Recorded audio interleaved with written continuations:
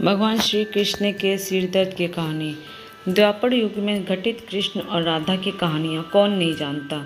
उस वक्त देवताओं में ये चर्चा थी कि राधा ही भगवान कृष्ण की सबसे बड़ी भक्त है। पर इस बात से एक व्यक्ति सहमत नहीं थे और वो थे नारद मुनि।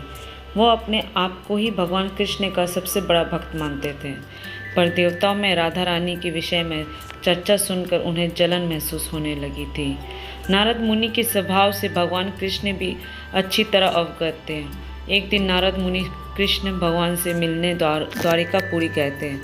उन्हें आता देख भगवान श्री कृष्ण अपना सिर पकड़कर बैठ गए। मुनिवर ने उन्हें देखते ही पूछा, क्या हुआ प्रभु, आप यूं सिर पकड़कर क्यों बैठे हैं? उस पर द्वारकाधीश ने उत्तर दिया, मुनिवर, आज हमें सिर में बहुत पीड़ा हो रही है। नारद बोले, तो प्रभु, इस पीड़ा को मिटने का कोई उपाय है? कृष्ण ने कहा, हाँ, उपाय तो है। अगर मेरा सबसे बड़ा भक्त अपने चरण धोकर उसका चरण अमृत मुझे पिलाएगा तो मेरा सिर दर्द पल भर में ठीक हो जाएगा। कृष्ण के मुख से ये उपाय सुनकर कुछ पल के लिए मुनिवर सोच में पड़ गए कि हूँ तो मैं ही सबसे बड़ा कृष्ण भक्त, लेकिन अगर मैं अपने पैर धोकर उसका चरण अमृत प्रभु को पिलाऊंगा तो मुझे नरक जाने जितने महापाप लगेगा। परंतु राधा को भी तो सब कृष्ण का बड़ा भक्त मानते हैं। इतना सोचने के बाद भगवान कृष्ण से आज्ञा लेकर नारद तुरंत राधा रानी के महल में जा पहुँचे और उन्हें प्रभु के सिर में हो रही पीड़ा एवं उसके उपाय के बारे में वृत्तांत सुनाया।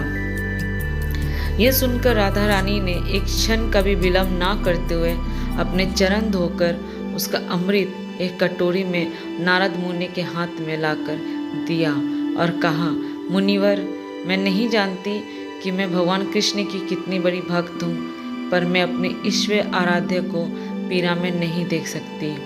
राधा के मुख से वह सच्चे भक्ति भाव के शब्द सुनकर नारद मुनि की आंखें खुल गई और वो समझ गए कि राधा रानी ही कृष्ण की सबसे बड़ी भक्त है और प्रभु श्री कृष्ण ने यह लीला मुझे समझाने के लिए रची थी। Thank you.